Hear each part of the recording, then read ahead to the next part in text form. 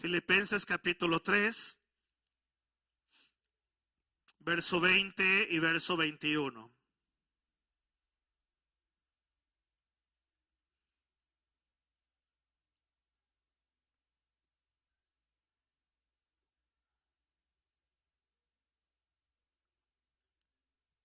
Filipenses 3, verso 20 y 21. Bueno, son las 10:12. No creo que alcanzo a ver hasta allá, hasta el fondo. Es que me pusieron uno acá arriba, hermanos, un reloj digital. Y luego volteo para arriba así, ya que lo tengo más cerquitas. Entonces, me hacen señas ahí. Más o menos lo sugieres aproximadamente a las 15 para las 11. Empiezan a hacer señas porque queremos cortar ahí para entrar con la Santa Cena. Luego se emociona uno predicando y agarra corte parejo, ¿verdad? Y en fin. Bueno, ya tienen ahí Filipenses capítulo 3, verso 20 y 21. Dice la palabra: mas nuestra ciudadanía está en los cielos. Qué maravilloso, ¿eh? Nuestra ciudadanía está en los cielos, de donde también esperamos al Salvador, al Señor Jesucristo, el cual transformará el cuerpo de la humillación nuestra, para que seamos semejantes al cuerpo de la gloria suya, por el poder con el cual puede también sujetar a sí mismo todas las cosas. A veces me he preguntado, ¿valdrá la pena que alguien dé su vida y muera en una cruz de manera horrenda y humillante por seres humanos que a veces no quieren recibir el beneficio de la muerte de esa persona? ¿Valdrá la pena?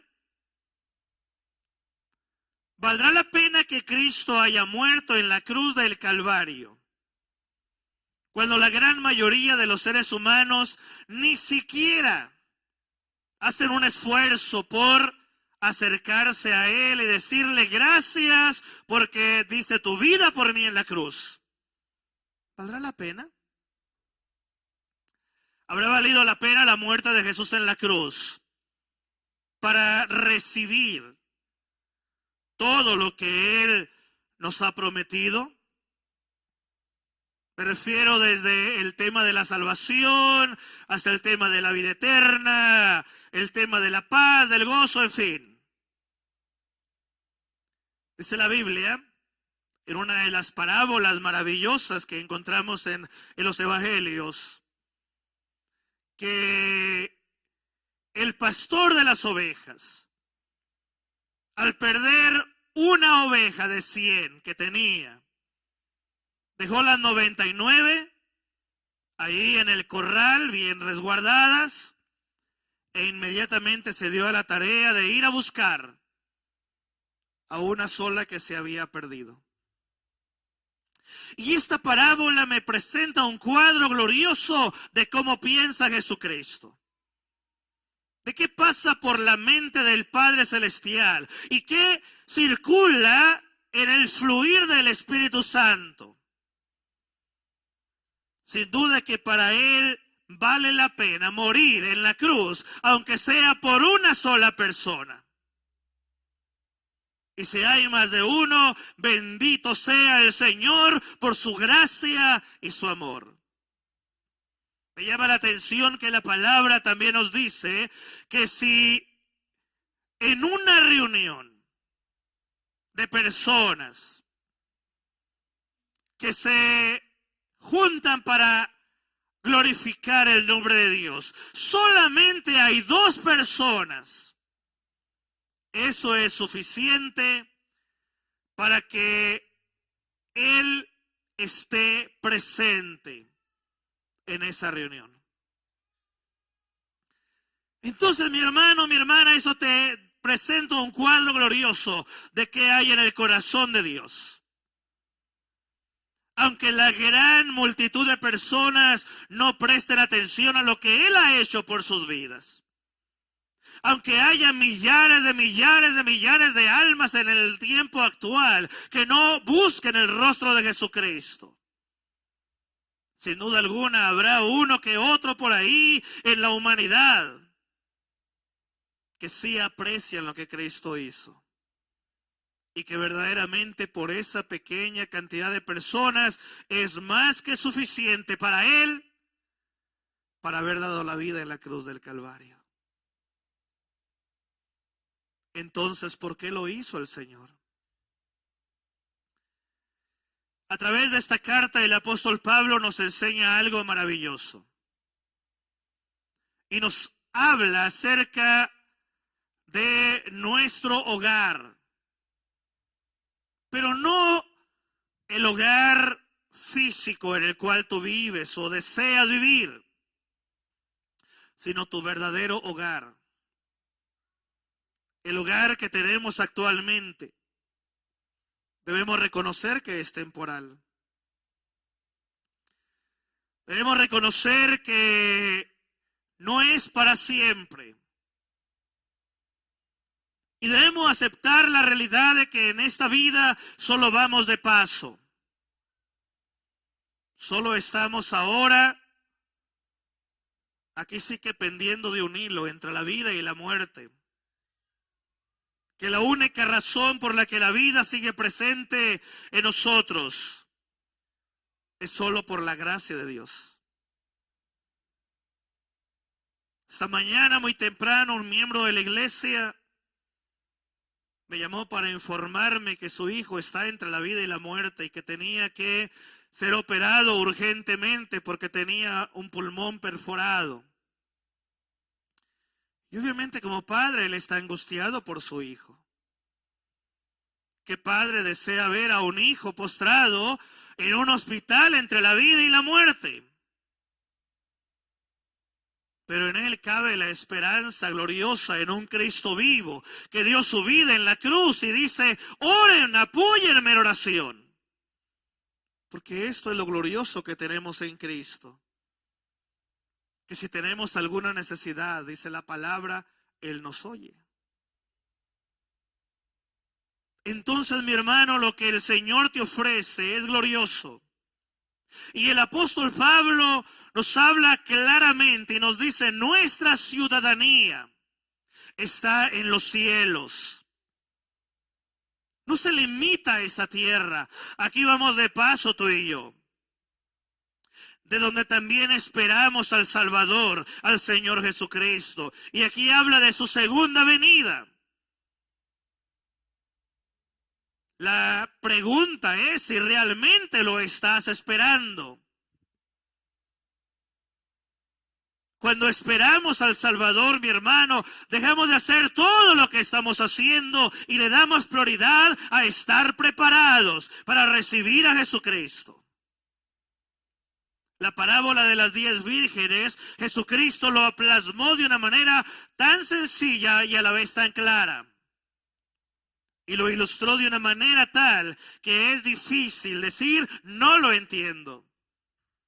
Porque a través de esa parábola nos habla Jesucristo de 5 vírgenes prudentes y 5 que fueron insensatas. Las insensatas no se prepararon, no llenaron sus vasijas de aceite, sus lámparas de aceite, no se prepararon espiritualmente, ni se prepararon físicamente. Y se quedaron dormidas.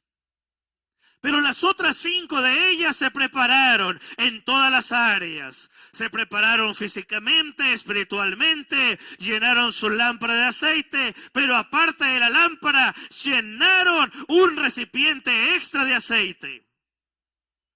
Y cuando se escuchó el rumor a grandes voces en el pueblo que había llegado el esposo, que había llegado la persona esperada, las prudentes no tuvieron ningún problema, estaban listas para recibir al esposo.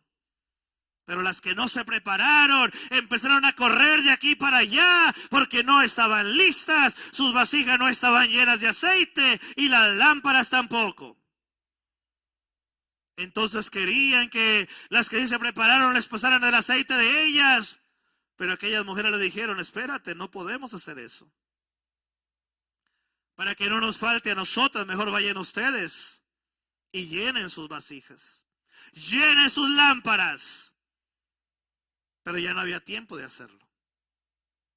La palabra dice que la venida de Jesucristo será en un abrir y cerrar de ojos, a la final trompeta. Y dice la palabra que nadie sabe el día y la hora en que el Hijo del Hombre vendrá.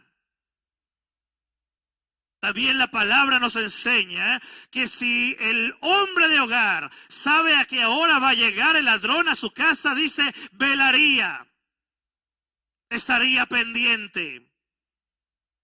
Pero ¿qué ladrón le avisa que va a robar, que va a llegar a X hora y tal noche? Definitivamente nadie lo va a hacer. A través de mi vida yo he sido víctima varias veces de que se metan a casa y no roben. De todas las veces que me ha pasado, hermano, nunca me han dejado una nota. ¿Sabes qué? El siguiente año voy a venir tal día, tal hora. Te aseguro que si me dijeran, no dormiría esa noche. Pidiera a todos los perros que tengan los hermanos de la iglesia para que me los prestaran esa noche. Pero no sucede así. Y de la misma manera la palabra nos enseña claramente que cuando Cristo venga por la iglesia, nadie sabe el momento exacto. Jesús lo aclara en otra porción de la palabra y dice que ni Él sabe el momento. Dice que eso es algo que está solamente guardado en la mente del Padre Celestial. Solo el Padre sabe en qué momento. Por eso el Señor nos dice que si alguien va por ahí y te enseña que allí está el Cristo, o espérate, va a venir tal día, dice, no lo creas. Es una vil mentira. Porque no sucede así. En ninguna parte de la Escritura el Señor nos dice qué día va a venir Jesucristo por la iglesia. Pero si nos dice que va a venir, y si nos dice que debemos estar preparados, y si nos dice que cuando Él venga será algo instantáneo.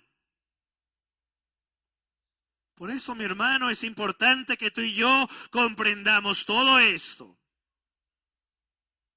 Vale la pena que Cristo haya muerto en la cruz del Calvario, porque al morir Él te dio vida a ti. Vale la pena que Cristo haya muerto en la cruz, porque a Él derramar su sangre en la cruz, tú fuiste perdonado. Vale la pena que Él haya muerto en la cruz, porque al morir Él en la cruz, ahora tu oración es escuchada. Ahora nuestras vidas, nuestros nombres están escritos en el libro de la vida.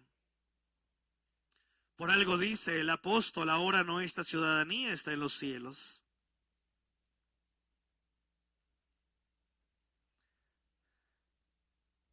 Pero ¿qué va a suceder? ¿Qué pasará con nosotros, mi hermano, mi hermana, cuando llegue el momento de Cristo venga por la iglesia? El Señor deja un aspecto muy claro en la palabra. Y dice claramente en el versículo 21, dice, el cual, refiriéndose a Jesucristo, cuando Él venga, transformará el cuerpo de la humillación nuestra. Ahora no malinterpreten que cuando habla del cuerpo de la humillación nuestra, tenga que ver con tu aspecto físico. A veces nosotros nos sentimos avergonzados por nuestro cuerpo. Tenemos que entender que cuando el Señor habla de que Él va a transformar el cuerpo de la humillación nuestra, no se refiere a ese aspecto físico del cuerpo. Se refiere al aspecto espiritual del cuerpo. Y una realidad que vemos en la palabra es que este cuerpo, sea bonito o sea feo, está contaminado por el pecado. Y cuando él habla de la transformar este cuerpo, de la humillación, se refiere a esa transformación espiritual. Porque este cuerpo no puede estar en la presencia de Dios, porque está contaminado por el pecado. Y la contaminación viene desde el momento de que nacemos. Ya nacemos con esa tendencia. Aunque decimos natural, la verdad es que no es natural. Pero viene de manera natural porque nacemos con esa herencia de pecado. ¿Quién le enseña a un niño a cometer pecado? Te aseguro que muchos niños empiezan a practicar el pecado, no solamente por lo que observan de los adultos, sino también por una tendencia natural. Porque este cuerpo está contaminado. Y cuando Cristo venga, dice la palabra, Él transformará ese cuerpo que es humillado por causa del pecado. Y lo va a transformar para que sea semejante al cuerpo de la gloria suya, dice el apóstol. Para que nuestro cuerpo, al ser transformado, sea semejante al cuerpo de Cristo. Sin relación con el pecado. Donde realmente nuestro ser esté, aquí sí que libre de todo pecado. Libre de toda culpa y de toda tendencia hacia cometer pecado. Y sucede por el poder con el cual puede también sujetar a sí mismo todas las cosas. Entonces, mi hermano, cuando entramos al tema de nuestro hogar celestial, surgen varias preguntas a nuestra mente. Debemos aceptar la realidad de que no a todas las preguntas el Padre Celestial nos da respuestas. Pero hay algunas de ellas que sí nos las aclara el Señor en su palabra. Rápidamente menciono 3 de ellas. La primera pregunta, si el Señor habla del hogar celestial, o de la morada eterna, o el cielo, como le quieras llamar, o la Nueva Jerusalén, diferentes términos que utiliza la palabra para hablarnos del mismo tema, surge la pregunta, ¿quiénes van a estar allá?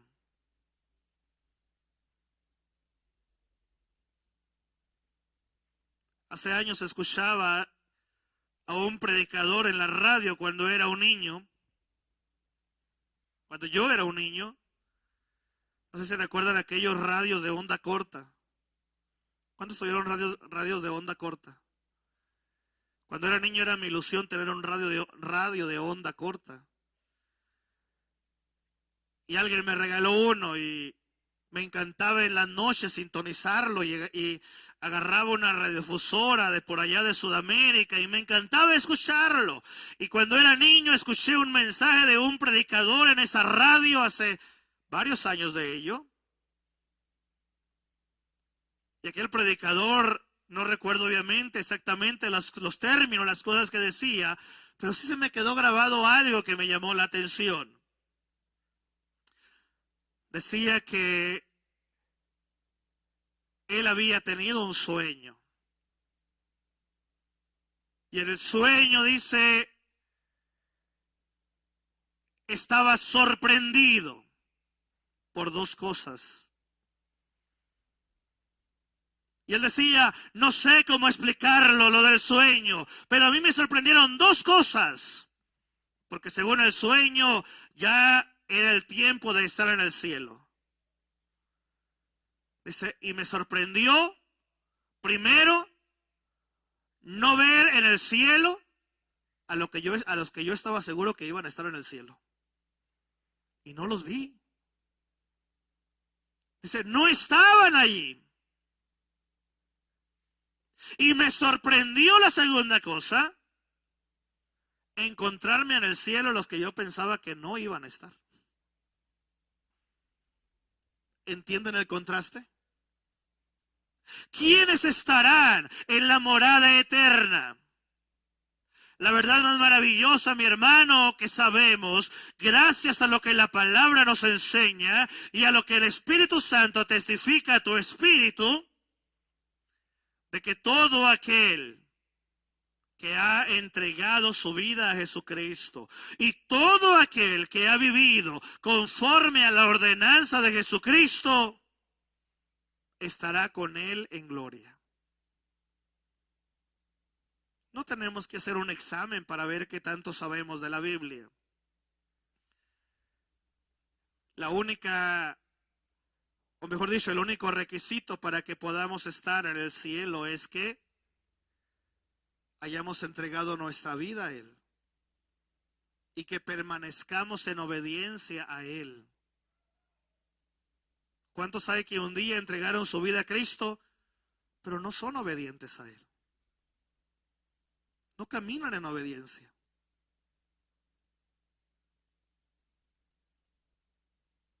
Aún en el tema del bautismo, luchan. Cuando el Señor es claro en la palabra. El caso es, mi hermano, que aquellos hombres y mujeres del Antiguo Testamento que fueron obedientes al Señor y su palabra, sin duda ahí estarán. Aquellos creyentes del Nuevo Testamento que demostraron esa genuina entrega a Él y esa genuina obediencia a Él, sin duda allí estarán. Si tú has entregado tu vida a Cristo y te mantienes obediente a Él, ten la garantía que allí estarás. Surge otra pregunta. Cuando llegue el momento de estar en la morada eterna, ¿seremos diferentes físicamente? Hay quienes tienen esa esperanza, ¿verdad? El chaparro sueña que cuando esté en el cielo va a ser alto.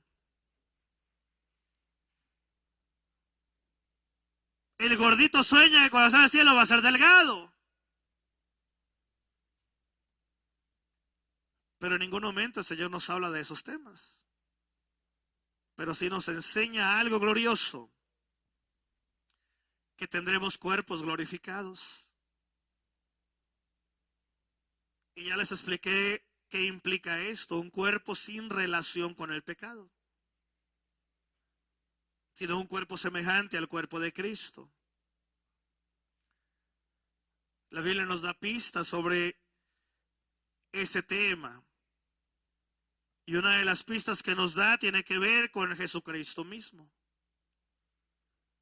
Cuando Cristo murió en la cruz del Calvario, recordarán ustedes, después de unas horas lo bajan de la cruz, lo sepultan en una cueva ahí. Y dice la Biblia que al tercer día resucitó de entre los muertos. Y por 40 días estuvo apareciendo a diferentes personas, diferentes judíos, entre ellos los discípulos. Pero hay una pista que el Señor nos da en la palabra y tiene que ver con las mujeres que fueron al sepulcro muy de mañana el día de la resurrección. Me refiero a las Marías, ¿verdad? Cuando van rumbo al sepulcro y se topan con la sorpresa de que la piedra que tapaba la entrada de la cueva está movida, no está en el lugar correcto, se angustiaron en grande manera. Entonces en aquel huerto Jesús se acerca a ellas y dice la Biblia que de momento no lo reconocieron. De hecho, pensaron que era el encargado de ese huerto. Pero después de un breve momento, dice la Biblia, supieron que era Jesús. Lo supieron identificar.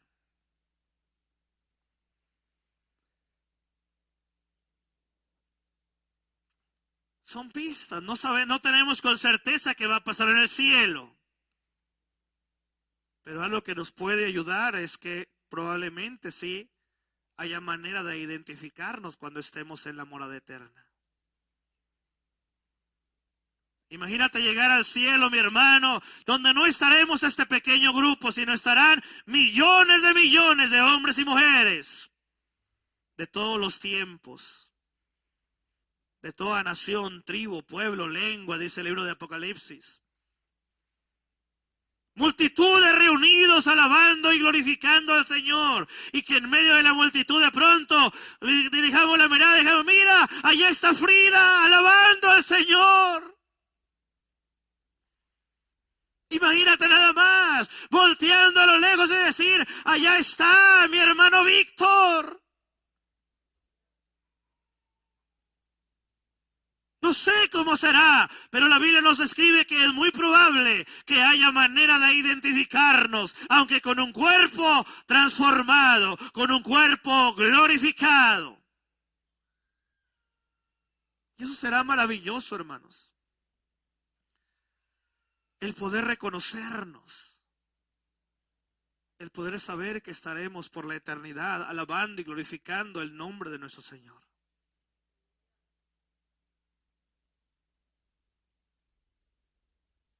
Ayer andábamos en Puerto Peñasco, aprovechando de ver todo lo del retiro que tendremos de varones en el lugar y llevando un material bíblico para la iglesia de Peñasco. Y un breve momento por ahí, que serían unos 15 minutos, fuimos a caminar por lo que es el área del malecón. Y ya se imaginarán cómo está ahorita el ambiente. No solamente es un ambiente pesado, lleno de pecado. A mí en lo personal me causó una tristeza tan grande. Y no pude evitar imaginarme a la multitud de personas que andan allá, abiertamente en el pecado. Yo me quedé pensando, ¿cuántos de estos que andan aquí caminando ahorita, risa y risa, se perderán en el infierno? Y nosotros sin mover las manos. No le dije nada a los compañeros que andábamos allí, pero yo me quedé observando. Y por todo lado veía gente tomando fotografías de compras, comiendo, moviéndose de acá y para allá. Y aunque nosotros íbamos por un breve momento, unos poquitos minutos, muy rapidito, un momento que sinceramente yo me quedé pensando cómo quisiera quedarme aquí, pero no para estar disfrutando esto, sino para poder sentarme y hablar con la gente, llevarles un folleto de la palabra y presentarles a un Cristo vivo. Para ver si así por lo menos lográbamos rescatar a una persona. Y me dio tristeza no ver a ningún cristiano ahí evangelizando. Yo me quedé pensando, ¿qué harán los cristianos de Peñasco cuando llegan estas fechas? ¿Harán planes de venir a hacer campaña evangelística aquí y aprovechar que hay multitud de familias? ¿O van y se encierran en sus templos a hacer eventos en su templo para que se pase el tiempo para evitar la pena de sentirse mal allá?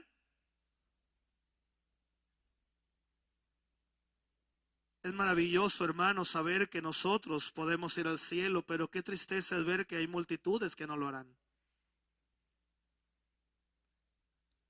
Y la tarea nuestra es predicarles el evangelio. Fue la única responsabilidad que nos dio el Señor. Recuerdo que cuando estaba en la escuela primaria y no quería hacer las tareas, cuando llegaba mi papá en la noche del trabajo, ahí tenía la lista de quejas de mi mamá hacia mi papá.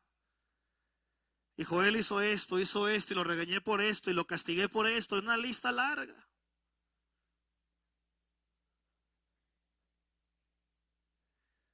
Y entre tantos regaños y entre tanta disciplina, hubo una de ellas que nunca se me olvidó y sigue marcada en mi mente. Cuando me dijo, tu única responsabilidad, Joel, en esta casa, es que vayas a la escuela y estudies. Eso es tu única responsabilidad. Y esa única responsabilidad no la estás cumpliendo. Porque se enteraron mis padres que llegaba a la escuela, dejaba la mochila, me brincaba el cerco y me iba de vago todo el día. Cuando sabía que era la hora de salida, me volvía a brincar el cerco, llegaba, recogía la mochila, ahí voy muy contento con mi mochila a la casa. Era obvio que se iban a enterar. Pero ingenuamente uno de chamaco piensa que los papás nunca se van a enterar, ¿verdad? Y esa frase quedó marcada en mi mente y esa frase me lleva al punto de entender nuestra única responsabilidad como hijos de Dios. Dijo Jesucristo que esa es nuestra única tarea. Cristo lo dijo enfáticamente, id y predicad el evangelio a toda criatura. Esa es la única tarea. Él nunca nos dijo, ve por todo el mundo y levanta todos los templos que puedas. Porque los templos no son importantes, hermano, lo importante son las almas. Entonces, mi hermano, ahora que estamos llegando a esta arranque de la Semana Santa, de la Pasión de Jesús, es muy importante que tú y yo reflexionemos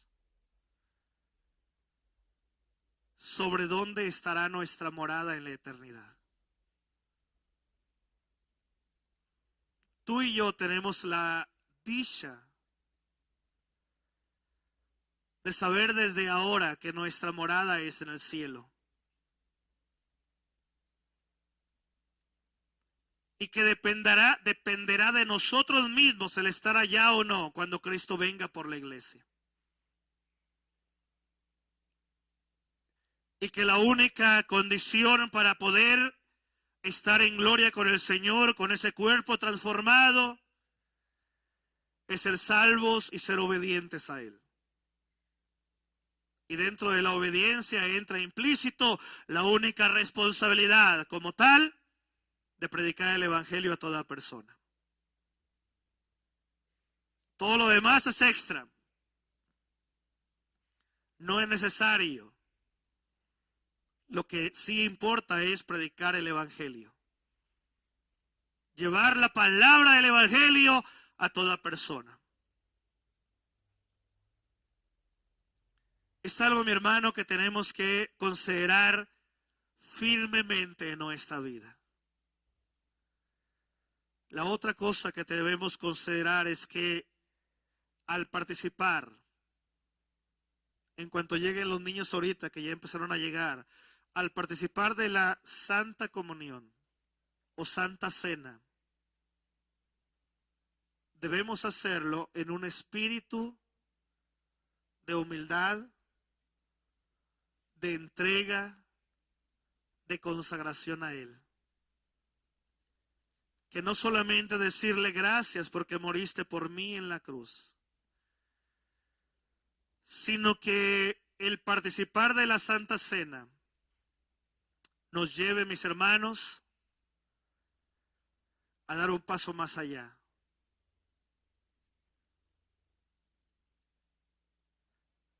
Para los que estuvieron el viernes por la noche,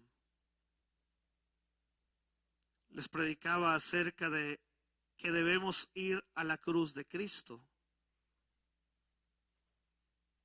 y morir en esa cruz. El viejo yo, el viejo hombre debe morir. si el viejo hombre no muere, no estaremos en la morada eterna. Entonces, al venir a esta mesa, mi hermano, mi hermana, lo haremos en un espíritu de humildad, en un espíritu de arrepentimiento. Y antes de venir a esta mesa le pediremos perdón a Dios si en algo le hemos fallado. Para venir a la mesa con ese sentir de arrepentimiento, decir: Señor, gracias porque diste tu vida en la cruz por mí y derramaste tu sangre por mí. Quiero participar de este pan y de esta copa con ese espíritu humilde de un hombre, de una mujer genuinamente arrepentido. Entonces, mis hermanos, yo les invito a ponerse en pie, a todos en esta hora. A los niños voy a pedir que estén con sus papás, que estén como familia, y como familia, papás, tomen de la mano a sus niños, oren junto con ellos, y como familia van a pasar a esta mesa ahorita un momento más y participar de la mesa del Señor. Pero antes voy a dar un momento para que en su oración personal cada uno pueda platicar con el Señor y decirle: Señor, te necesito. Perdóname, Señor. Necesito el grupo de alabanza que esté aquí enfrente, por favor. Empieza a orar, mi hermano. Este es el momento en el cual tú te pones a cuentas con Jesucristo, a aquel que derramó su sangre por ti en la cruz.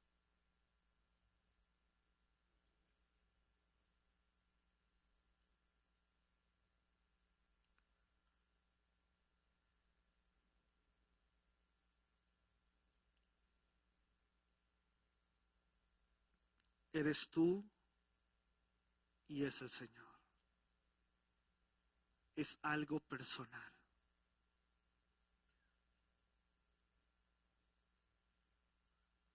Dile con todo tu corazón: te doy las gracias porque tomaste mi lugar en la cruz.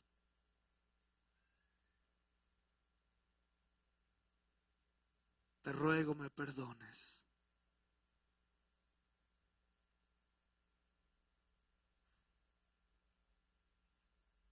Porque sin duda en mi vida he sido dominado por el pecado.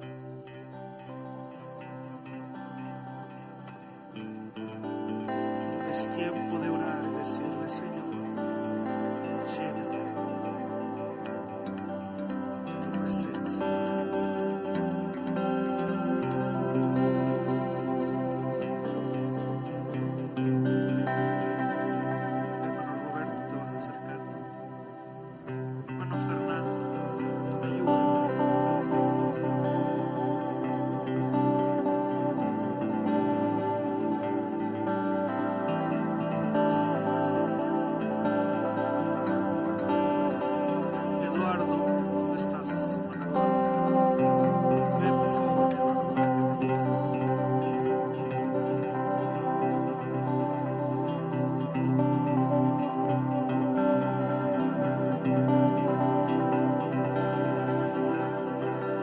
Señor, aquí estamos delante de ti en esta hora.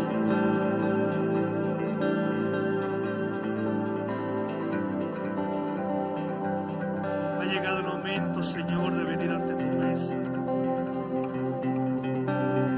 Y al igual que un día lo hicieron tus discípulos, poco antes de que tú fueses apresado,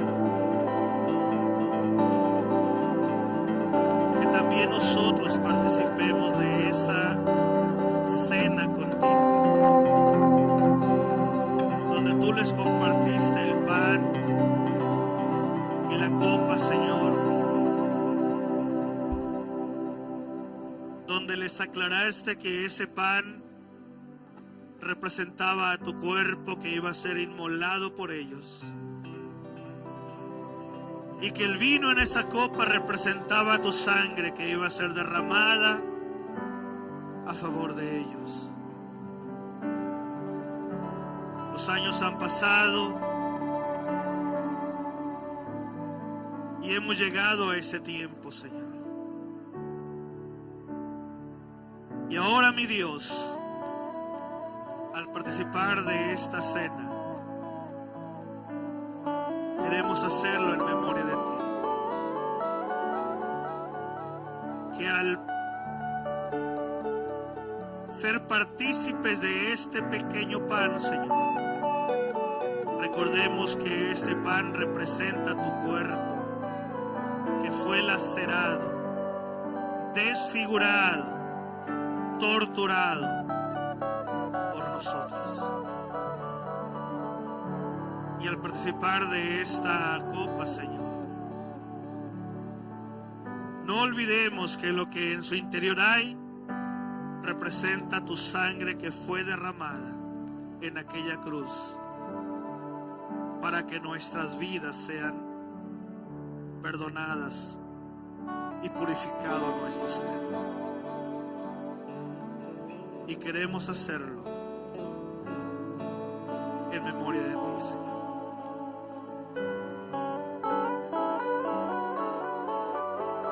Oramos